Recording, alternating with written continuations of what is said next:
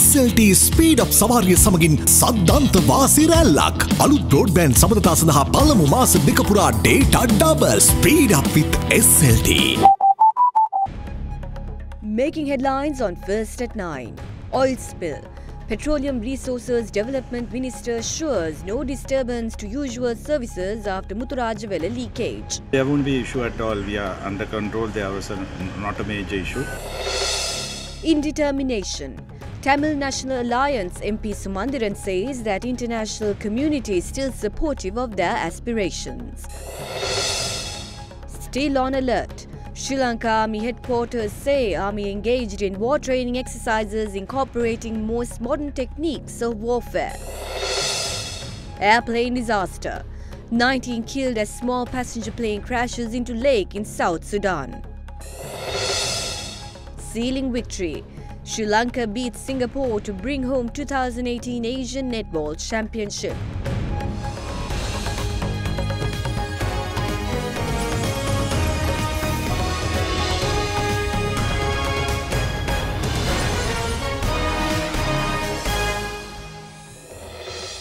A very good evening and welcome to First at 9 on Derana 24/7 Sri Lanka's news channel. I'm Katharina Chang. Now on to your top story tonight. Speaking to First at 9, Minister of Petroleum Resources Development ARJUNA says the leaking of a buoy that supplies furnace oil in the sea area of Muthurajawala is all under control. The leak was detected on a furnace oil pipeline from a tanker that supplies oil to the Muthurajawala terminal yesterday. The oil pumped by the ships are being supplied to the Muthurajawala terminal through two pipelines that runs across the buoy. One of the pipeline that pumped oil has leaked about 5 kilometers from the shore. Accordingly, Sri Lanka Navy personnel and the Sri Lanka Coast Guard officials had left to inspect the leaking pipeline yesterday. Measures were taken by the Sri Lanka Navy and the Coast Guard officials to control the leakage. The furnace oil that mixed with the sea was observed in several areas, including Wattala, UNWTO and Negombo.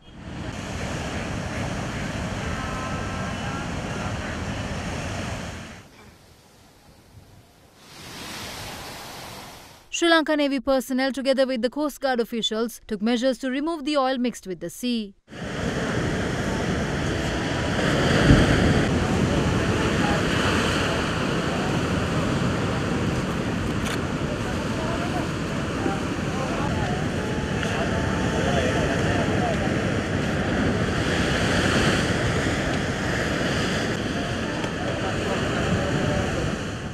දැනට පේන විදිහට නම් වෙරළේ තෙල් ton 25කට අඩු ප්‍රමාණයක් පිපිරිච්ච නලයෙන් නිකුත් වෙලා ඇති කියලා තමයි අපි අනුමාන කරන්නේ.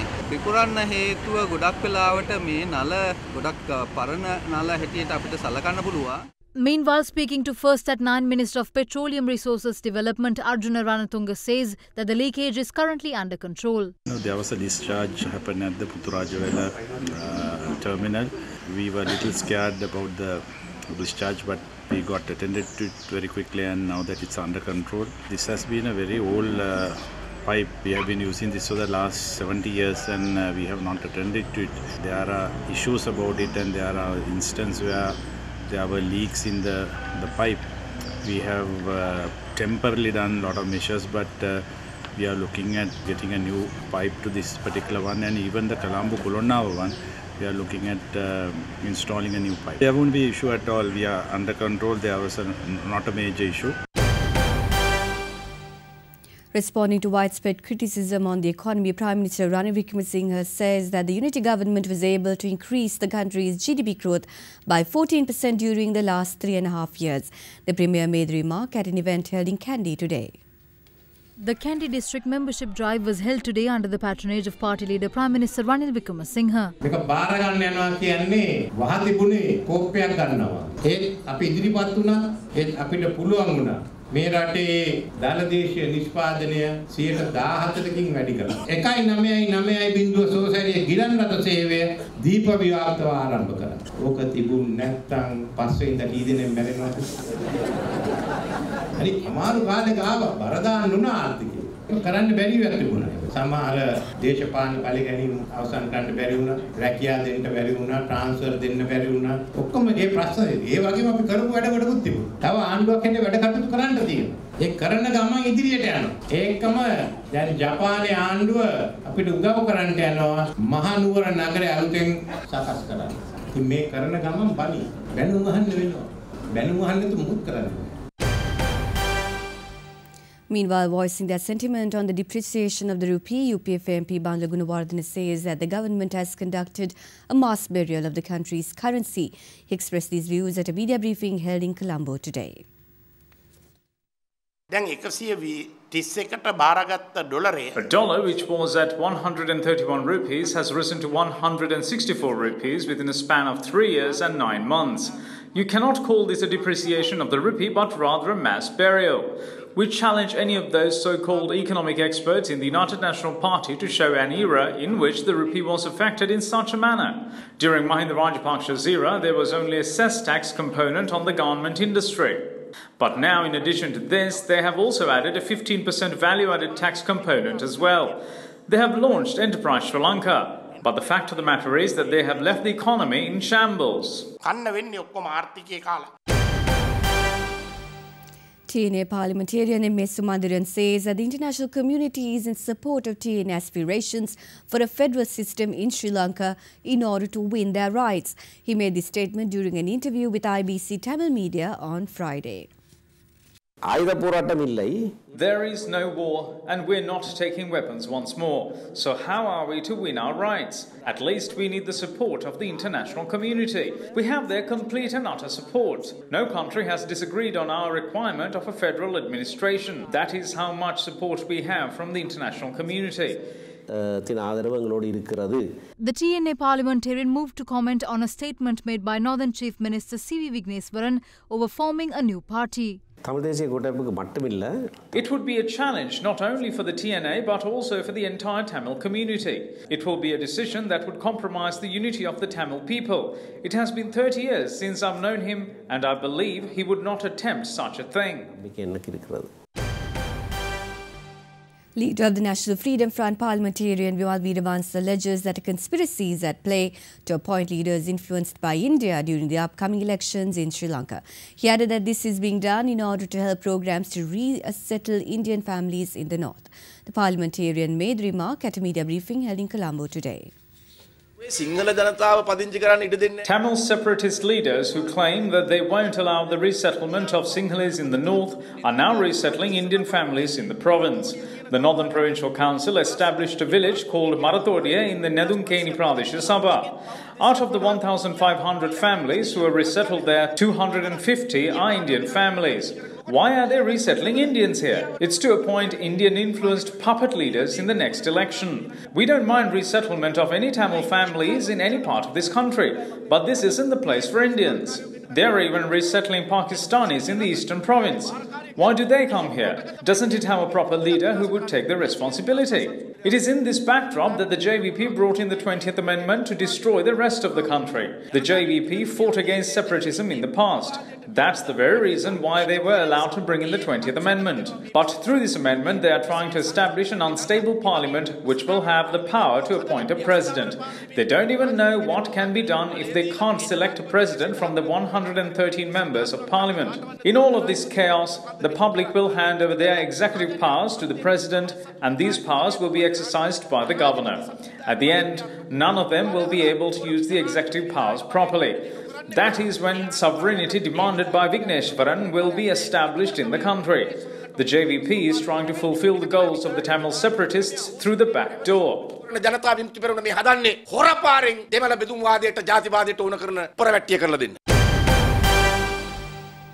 A group of residents in Mathura who consumed from allegedly poisoned milk packets during joint opposition's mass protests on the 5th of September filed a complaint with the police station in Mathura today. 38 protesters who participated in the joint opposition's mass protest on the 5th of September fell ill after allegedly consuming from milk packets distributed by unidentified groups at several locations in Colombo. They were later admitted to the National Hospital in Colombo following the incident. A group of residents in Mathura who consumed milk from these milk packets today filed a complaint at the police station in Mathura. Meanwhile, views were expressed in the political arena regarding the incident today as well. It's wrong if they did something like that to innocent people. We won't approve it at all.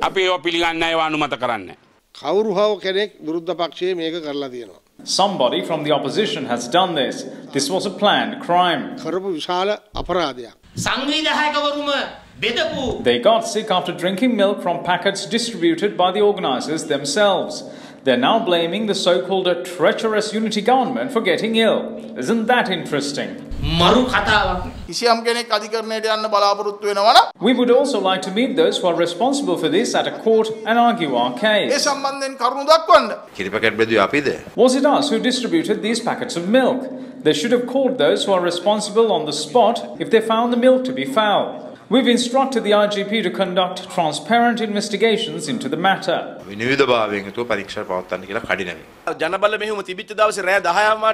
the day of the protest, how did Mujibur Rahman get to know that protesters were ill? It is he who did it, and he has proven what sort of an idiot he really is. CCTV footage show a van belonging to a ministry carrying milk packets. And Minister Harin Fernando knows who the owner of the van is. It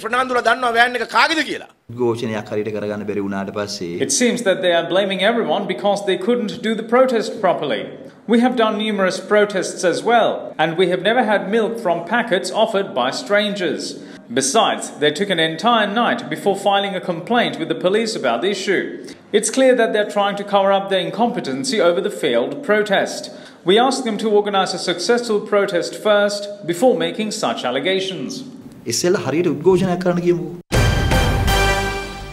Sri Lanka Army headquarters rejected statements made by a group of retired army officers who were critical on the army's current battle alertness. Issuing a statement to media, the army headquarters stated that since the defeat of the LTTE, 4 experienced commanders maintained the highest level of battle preparedness by introducing various training modules and exercises at national and international level. The statement added that all measures have been adopted to introduce continuous training modules for all ranks and at different levels, incorporating modern warfare techniques based on experiences gained in the battlefield in order to face any future battle threat perception. It further says that the Army's right-sizing program has been grossly misinterpreted as closure of camps by certain self-claimed war analysts. Sri Lanka Army challenges anyone to publicly name any such important camps which were closed down.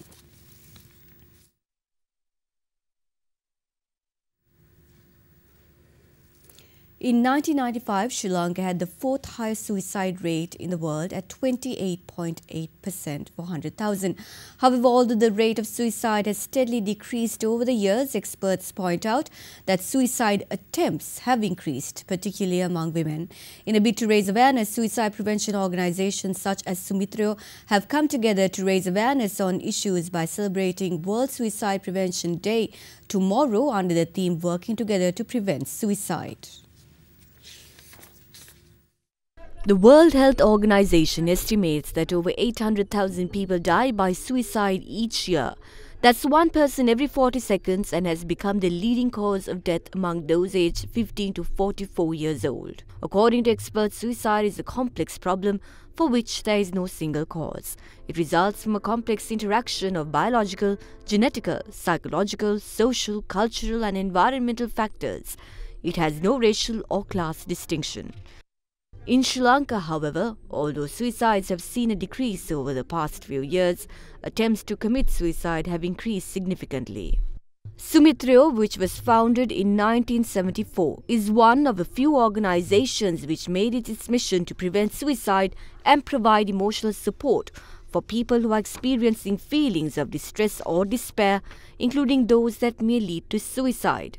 The organization provides assistance through its emotional support helpline 2696666 and its centers across the island. We go as befrienders and we give them a lot of emotional healing, emotional support. So through that they can unburden their feelings.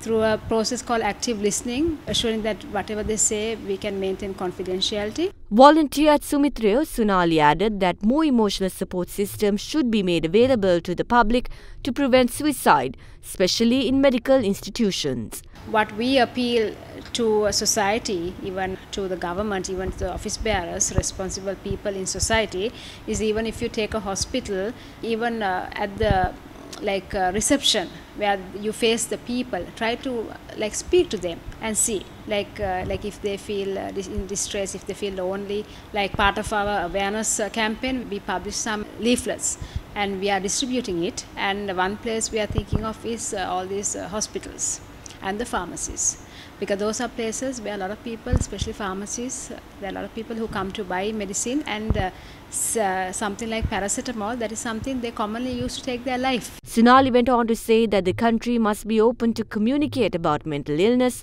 as a way of getting over the stigma surrounding it. Now in other countries, if you go to a psychologist or a psychiatrist, there is no stigma. It's just another thing. You can openly talk about it. But in this country still, people shy away from that because they think if you say that you are going to a psychologist, people might think you are not normal. Mental illness is normal. It's very common. There's nothing wrong with that. There's nothing to hide away.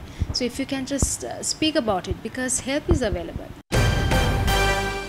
Let's take a look at more news making news across Sri Lanka. Residents living in close proximity to the Arwakaduwa garbage dump at Wanathavillu in PETROLEUM engaged in a protest campaign today. The construction work of the garbage dump commenced early this year under the supervision of the Ministry of Megapolis and Western Development. Protesters claim that the garbage dump is a potential threat to the environment in the area. A therapy organization alleges that the Ministry of Foreign Employment is working to appease foreign employment agencies instead of individuals who seek foreign employment abroad. Organization members expressed these views at a media briefing held at the JVP headquarters in Battaramulla today.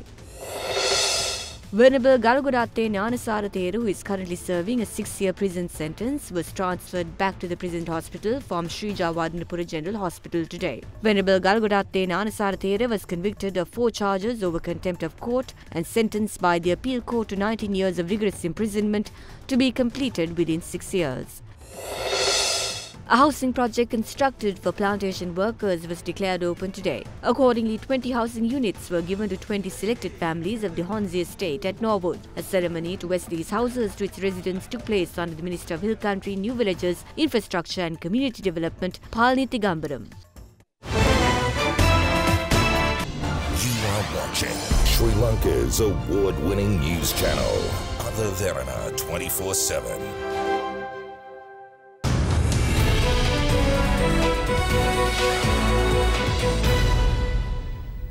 The United Nations World Tourism Organization says that international tourism arrivals grew to just over 1.3 billion in 2017, a 6.8% increase from 2016.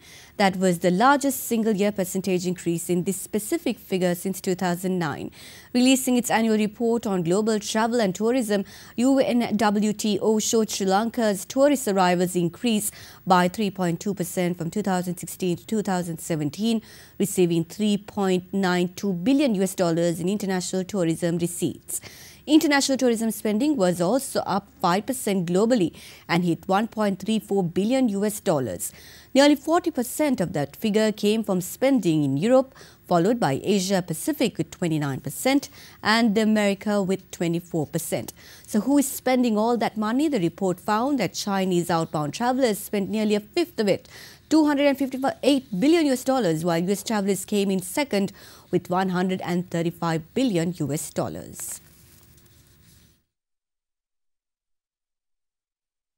Analysts expect foreign interest in the Colombo bourse to remain positive as foreign participation in the market will remain moderate over the course of the week. During the week, the All-Share Price Index gained 0.6%, while the S&P SL 20 decreased by 0.4%. For a detailed report on how the market will perform this week, we have ARJUNA Srirangan from First Capital Holdings. Market experienced a mixed sentiment last week with improved foreign participation. We expect the foreign interest to remain positive while foreign participation is expected to moderate level. However, foreign outflows are expected to continue in the coming week on the back of Fed rate hike in US. We expect the market activity level to be slowed down as the local counterparties remain on the sideline, and buying interest on undervalued blue chip counters are expected during the week.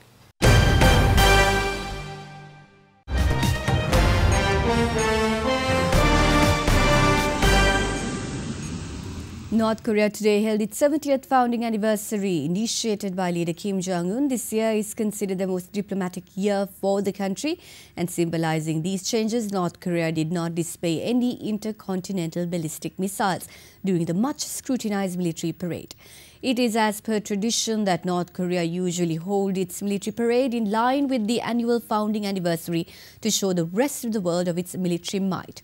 However, by skipping the usual display of its nuclear strength, the country seemed to have pacified the doubtful Western minds which were already influenced by the changed diplomatic relations with other countries, especially neighboring South Korea and the United States. Marking its 70th founding anniversary, North Korea held its usual military parade exhibiting its powerful military strength while avoiding the display of any nuclear weapons. This proved North Korea's professed commitment to denuclearization. Foreign journalists were invited to cover the much scrutinized event. Delegations from China, Russia, Cuba and Mauritania also arrived in Pyongyang to participate in the anniversary, and each delegation held high-level discussions with the North Korean officials. In June, Kim and Trump signed a vague agreement to work towards denuclearization of the Korean peninsula, but it did not include a timeline, details or mechanisms to verify the process. Indian media report that the Tamil Nadu government is to seek the release of the 7 persons convicted for the assassination of former Prime Minister Rajiv Gandhi. State Minister D. Jayakumar says that public sentiment is in favour of the prisoner's release. Tamil Nadu government's initiative to seek the release of the 7 persons convicted for the assassination of former Indian Prime Minister Rajiv Gandhi comes as the Supreme Court asked governor to take a call on the mercy petition of one of the convicts, A.G. Perarivalan. The state reasoned that it would recommend the release of all since they had also petitioned for early release. Recommendation of the state cabinet will be sent to the governor immediately. However, the Tamil Nadu government is likely to need the centre's approval for the convict's release in this case. The Home Ministry told the Supreme Court last month that Rajiv Gandhi's killers cannot be released, calling the assassination a most heinous and brutal crime. Rajiv Gandhi's assassination by LTTE bomber Danu on May 21st in 1991 and the subsequent trial and conviction of the assassins have been an emotive subject in Tamil Nadu. Many in the state believe the convicts played minor roles and were drawn into the plot they know little about. The convicts Perarivalan, Murugan, Santham, Nalini Sriharan, Robert Pius, Jayakumar and Ravichandran have been behind bars for 27 years, serving life terms across various jails across Tamil Nadu. 19 people were killed when a small passenger plane crashed into a lake as it tried to land in thick fog in central South Sudan today. Government officials said only 4 people, including 2 children, survived the crash. Victims include the pilot and co-pilot, a staff member of the Red Cross and an Anglican bishop. The aircraft was carrying 23 people from the capital Juba to the city of Yerol. Investigations into the cause of the crash is currently being conducted.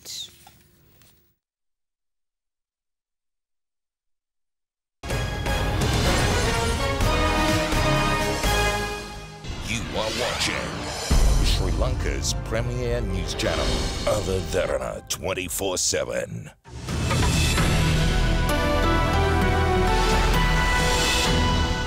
A very good evening to our viewers and welcome to Forecast First. Starting off with your temperatures for tomorrow that vary between 20 and 34 degrees Celsius with the highest of 34 expected in Batticaloa district. When looking at the map, low pressure zones will develop in the areas of Kandy, Jaffna and Trincomalee and will gradually disappear. Moving on to your rain forecast for tomorrow, most parts of the upper region of the island including Jaffna, Manna, Vaunia and Anuradhapura will experience showers with thunder activity also expected. While several parts in the lower region of the island except for Colombo, Galle and Hambantota will experience showers. That's all from the Weather Centre tonight. Up next is your city by city forecast.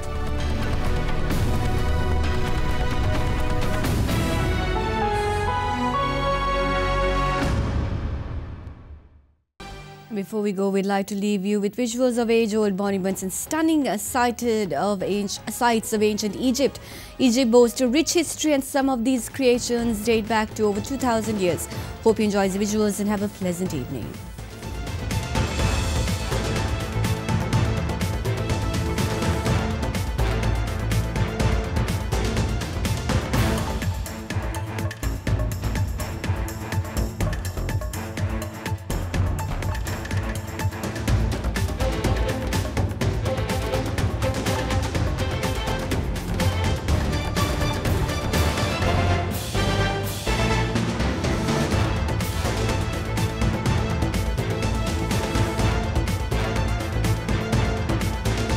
Bringing you the news and information 24 hours a day.